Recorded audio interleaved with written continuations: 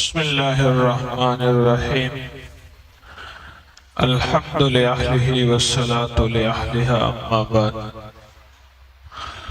اللهم صل على محمد عبدك ورسولك وصل على المؤمنين والمؤمنات والمسلمين والمسلمات. اللهم صل على محمد كما تحب وترضى له. نماز فجر کے بعد رزق تقسیم ہوتا ہے اور رزق بانٹا جاتا ہے.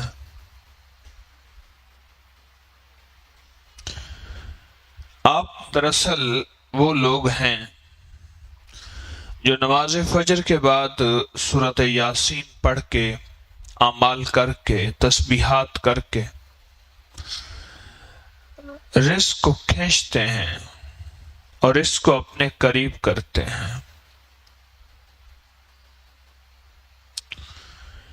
انسان کے پاس رزق ہوتا تو ہے پر کہتا ہے تھوڑا ہے یا برکت نہیں ہے.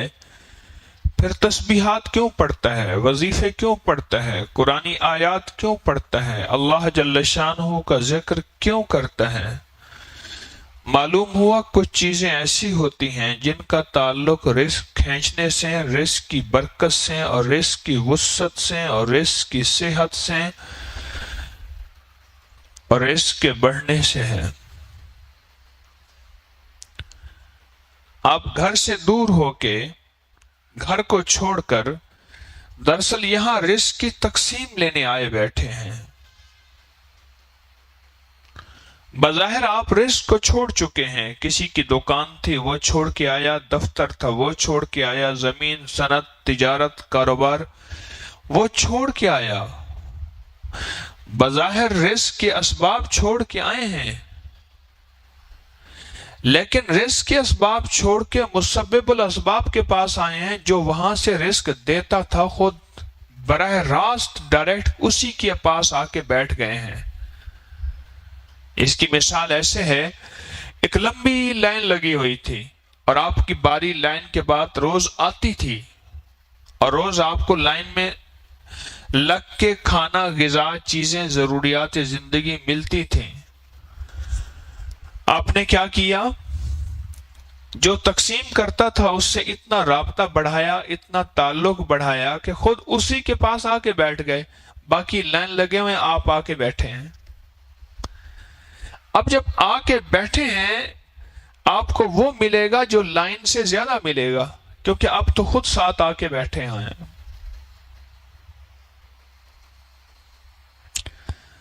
فجر کی نماز کے بعد اس وقت آپ چوکنے بیٹھے ہیں، یہ رزق کی تقسیم پا رہے ہیں، نسلوں کے لیے بھی، اپنی ذات کے لیے بھی، اور رزق کی وسعت پا رہے ہیں اور آپ خوش قسمت ہیں. یہ جو رزق کی وسعت پا رہے، رزق کی ترتیب پا رہے اور رزق کی برکت پا رہے، اگر ہر بندے کے مطابق ہے، اگر وہ جتنی طلب رکھے گا، جتنی تڑپ رکھے گا اور جتنا اپنے اندر شوق رکھے گا، اتنا اس کی وسعت بڑھے گی. بعض کو وسعت اس تک رہتی ہے، میری یہ نکتے بات ہے، ذرا غور سے سمجھنے والی ہے، ذرا توجہ سے سننے والی بات ہے.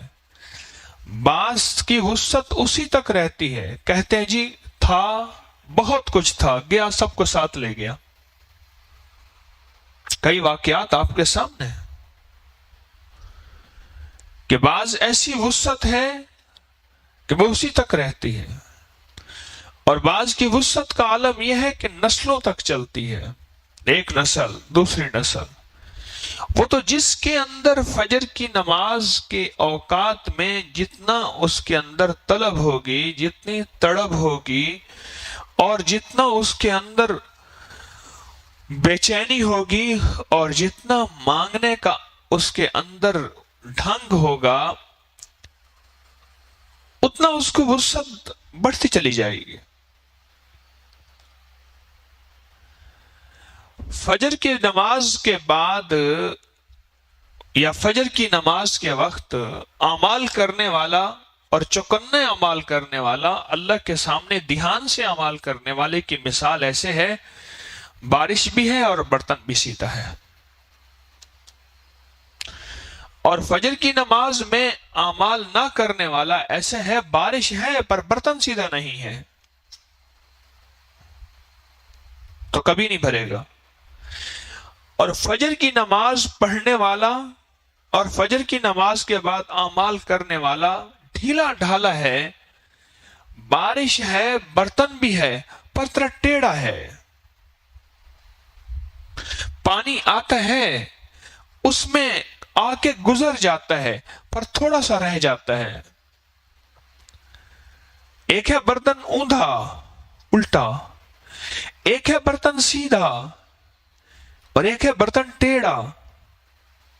جو سیدھا برتن ہوگا وہ مکمل بھرے گا، اور جو ٹیڑھا برتن ہوگا وہ تھوڑا سا بھرے گا، اور جو اوندھا ہوگا الٹا ہوگا بالکل خالی رہے گا۔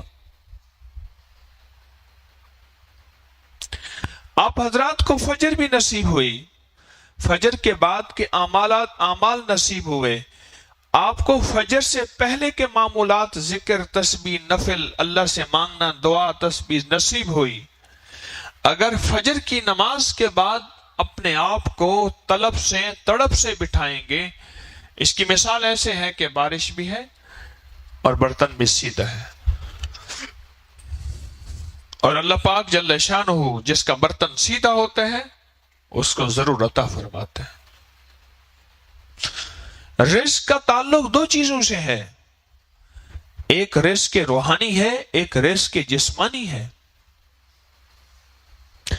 رزق روحانی کیا ہے؟ روحانی دسترخوان، نماز، تسبیح، ذکر، اعمال، تسبیحات، اللہ جل شانہ کی ذات عالی کا تعلق، یہ سارا رزق روحانی میں شامل ہے۔ تقوی، حلال کی راہیں، گناہوں سے بچنا، معصیت سے بچنا، اللہ کی ذات کا تعلق، مدینے والے کا عشق، اتباع، یہ سب کچھ رزق روحانی میں شامل ہے۔ اور ایک وہ ہے جو رزق جسمانی ہے، میری آپ کی زندگی کا کھانا پینا، رہنا اٹھنا بیٹھنا، وسعت، بڑا گھر، سواری، لباس، بھری جیب، یہ رزق جسمانی ہے۔ فجر کے وقت دونوں رزق ملتے ہیں، وہ تو بندہ جس چیز کی طلب کرتا ہے وہی مل جاتا ہے اس کو، بندہ جس چیز کی تڑپ کرتا ہے اس کو وہی مل جاتی ہے، دونوں رزق ملتے ہیں۔ فجر کی تقسیم ہے۔ کتنے لوگ ایسے یہاں بیٹھے ہیں جنہوں نے سال ہا سال سے سورج کی کرنیں نہیں دیکھی، جنہوں نے سال ہا سال سے چڑیوں کا چہچہانا نہیں دیکھا، وہ رات کو ایسے ہی دیر سے سوتے ہیں کہ صبح بمشکل فجر کی نماز تو کیا بہت دیر سے اٹھتے ہیں۔ آج وہ یہاں بیٹھ کے کتنا عظیم رزق پا رہے اور اپنی نسلوں کے لیے کتنی وسعتیں، راحتیں، برکتیں اور خیریں اللہ سے پا اور منوا رہے ہیں۔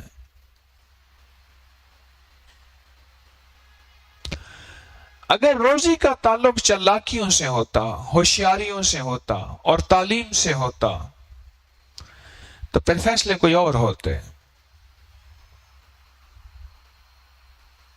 پھر جو تعلیم یافتہ لوگ ہوتے وہ دنیا میں سب سے زیادہ مالدار ہوتے، اور جتنے چالاک اور دانا ہوتے وہ دنیا کے سب سے زیادہ مالدار ہوتے۔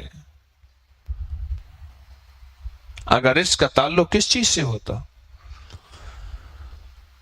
شکل و صورت سے ہوتا تو خوبصورت مالدار ہوتے ہیں۔ رزق کا تعلق اس کی تقسیم سے ہے، اس کی ترتیب سے ہے، جس کے لیے چاہے تھوڑا کر دے اور جس کے لیے چاہے زیادہ کر دے۔ اور یاد رکھیے گا، عزت رزق ہے، عافیت رزق ہے، خیر رزق ہے، نیک نامی رزق ہے، بیٹے رزق ہیں، آنکھوں کا نور رزق ہے، گردے ٹھیک کام کر رہے رزق ہے، دل اپنی زندگی کے معمولات میں چل رہا رزق ہے،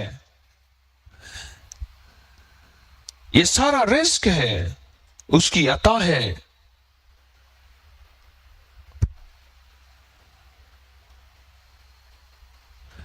رزق کا تعلق عرشی نظام سے ہے، فرشی نظام سے نہیں ہے۔ ہاں، فرشی نظام سے میرا آپ کا تعلق صرف اتنا ہے، جو اس کا حکم ہے وہ پورا کرتے چلے جائیں، فیصلہ اسی پہ چھوڑ دیں۔ میرے ذمے یہاں تک ہے، فرمایا باوضو رہے، باوضو رہنے سے تیرا رزق بڑھا دوں گا۔ مولا، باوضو رہنے سے تو بازار خود پانی ہی ضائع ہو جائے گا۔ جو 1 لیٹر 2 لیٹر پانی تھا، جو 1 جگ 1 لوٹا 2 لوٹے پانی تھے، وہی ضائع ہو جائیں گے۔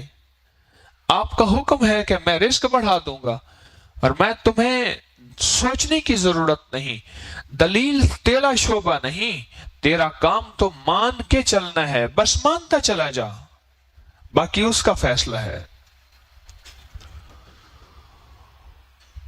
میرے ذمے یہاں تک ہے، میں یہاں تک کر گزروں کہ باوضو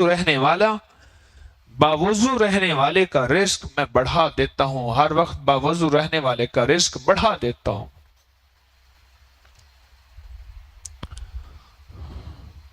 آپ کا یہ لمحہ جو اس لمحے بیٹھے ہیں، رزق کی وسعت کے لیے حیرت انگیز ایک تحفہ ہے، حیرت انگیز ایک کھڑی ہے۔ بعض اوقات انسان طلب کرتا ہے، اور بعض اوقات خود رب کی عطا ہوتی ہے۔ انسان کی طلب پہ رب عطا کرتا ہے، لیکن جس وقت خود رب کی عطا اور منشا ہو، وہ لمحہ اور گھڑی اور ہوتے ہیں، وہ لمحہ وہ گھڑی اور ہے۔ فجر کی نماز سے پہلے، سنتوں کے درمیان ذکر اذکار کرنا، سنتوں کے بعد، سنتوں سے پہلے تہجد کے وقت اللہ سے مانگنا، راز و نیاز کرنا، پھر فجر کی نماز میں دھیان دینا، پھر فجر کی نماز کے بعد کے معمولات، چاہے وہ تسبیحات کی شکل میں ہیں یا سورۃ یاسین پڑھنے کی شکل میں ہیں، یہ وہ لمحات ہیں جو انسان کے رزق کی وسعت کو بڑھا رہے ہیں، رزق کی صحت کو بڑھا رہے ہیں۔ یہ وہ لمحات ہیں جو انسان کے خیر کو اپنی طرف انسان کھینچ رہا اور اللہ کی رحمت متوجہ ہو رہی۔ انسان ساری عمر بعض اوقات کچھ چیزیں تلاش کرتا ہے، اور وہ چیزیں کہیں اور پڑی ہوتی ہیں۔ کیوں کہتے ہیں رزق کی وسعت رب نے فجر کی نماز میں رکھی ہے؟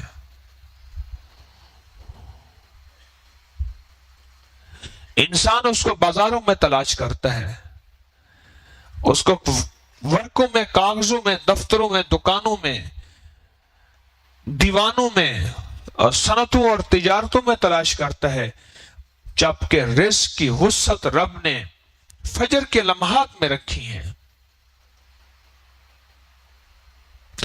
اور عجیب بات ہے، جتنا فجر کے بعد کا نظام چلتا جائے گا، رزق تھوڑا ہوتا جائے گا، جتنا فجر سے پیچھے جاتا جائے گا، زیادہ ہوتا جائے گا۔ یہ عجیب بات ہے، فجر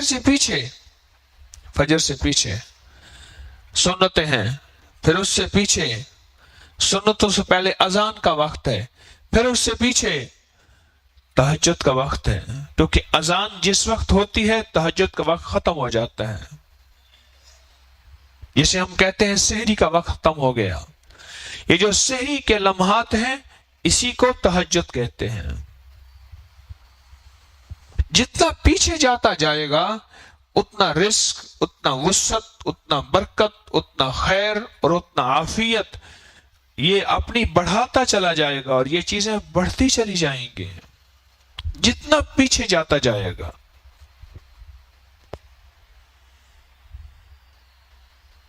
اللہ پاک جل شانہ نے بہانے سے اپنی رحمت کو متوجہ کر دیا۔ آپ کو رمضان کی سحری کے نام پہ اتنا کرم آپ پہ فضل کر دیا، رمضان کی سحری کے نام پہ اور رمضان کے جاگنے کے نام پہ اتنا فضل کر دیا، اتنا کرم کر دیا۔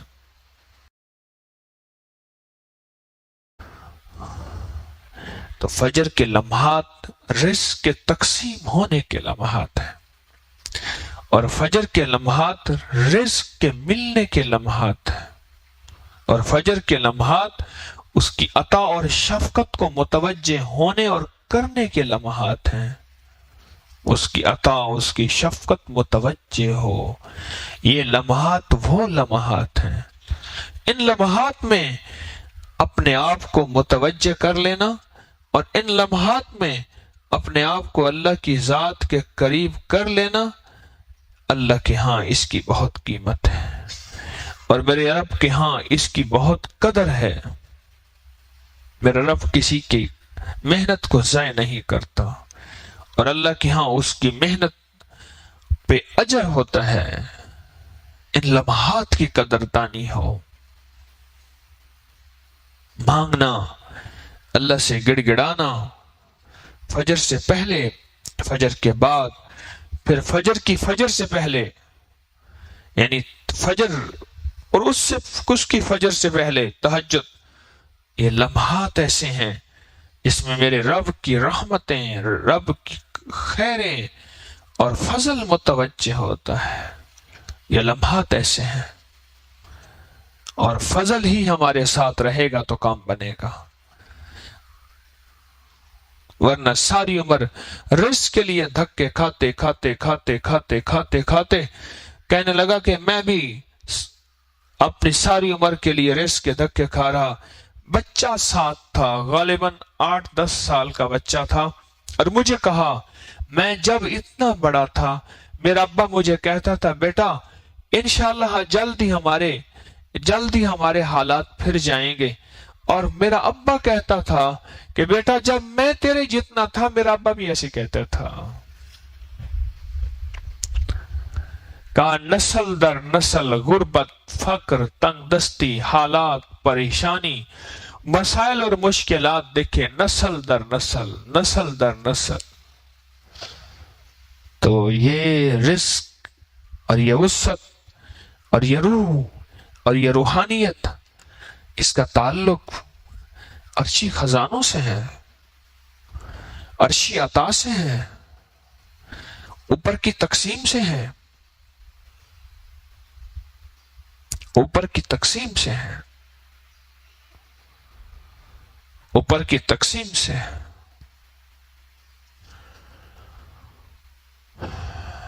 ایک بندہ تھا، اس کو نیند بہت آتی تھی، اور خاص طور پہ جب بھی اجتماعی عمل میں بیٹھتا تھا نیند آتی تھی۔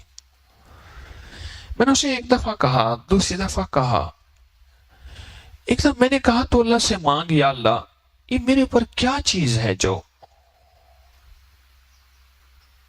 کیا چیز ہے؟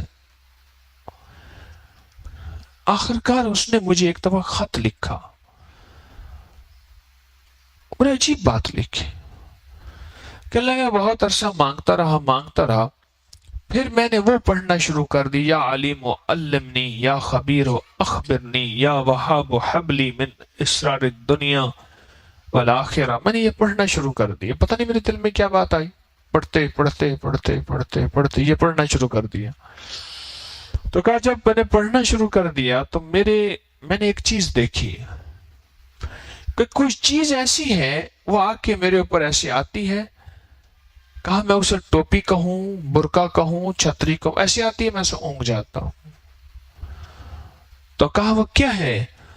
کہا کہ وہ چیز ایسی ہے کہ کوئی خطا اور گناہ ہے کہ اللہ پاک جل شانہ ناراض ہے اور مجھ پہ نیند مسلط کر دیتا ہے۔ اگر اس پہ نیند مسلط نہ ہوئی تو یہ چوکنا رہے گا، تو اس کے حالات بہتر ہو جائیں گے۔ ہم اس کے حالات بہتر کرنا نہیں چاہتے۔ حدیث میں آتا ہے بعض لوگ سو رہے ہوتے ہیں، میرا اللہ کہتا ہے فرشتوں نہ اٹھاؤ، اتنا ناراض کر چکا ہے، اپنے سامنے میں اسے دیکھنا ہی نہیں چاہتا، اتنا ناراض کر چکا ہے۔ اپنے سامنے میں اسے دیکھنا ہی نہیں چاہتا. اور بعض حدیث میں آتا ہے، بعض اوقات کہتے ہیں فرشتوں کو اللہ پاک اٹھاؤ اس کو، یہ میرا دوست ہے، پر مارو اس کو، یہ دوست ہے، میرے سامنے راز و نیاز کرے گا، مجھے اچھا لگے گا، میں اسے اپنے سامنے دیکھنا چاہتا ہوں. اور ایک تیسری کیٹیگری بھی ہے،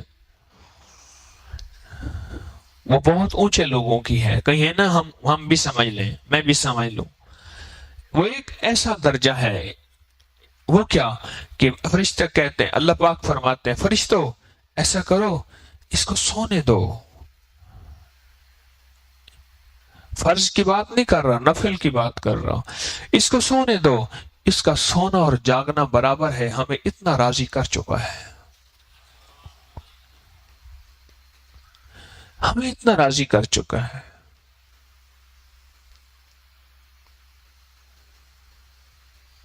مجھے کہنے لگا یہ چیز ہے. میں نے کہا لگتا یہ ہے کہ رب تیرے دن پھیرنا نہیں چاہتا، تیرے اوپر یہ چیز مسلط ہو گئی ہے.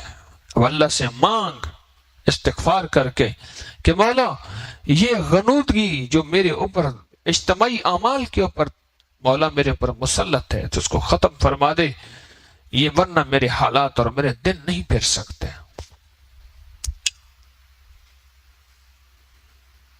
اللہ سے مانگیں ان لمحات فجر کے اوقات کی قدردانی بھی ہو، فجر کے اوقات کی قدردانی بھی ہو، تلاش بھی ہو، توجہ بھی ہو، اور اگر مل جائے تو اس کا حاصل بھی ہو. تو انشاءاللہ رب رزق روحانی بھی کبھی نہیں ختم کرے گا، اور رب رزق جسمانی بھی کبھی ختم نہیں کرے گا انشاءاللہ.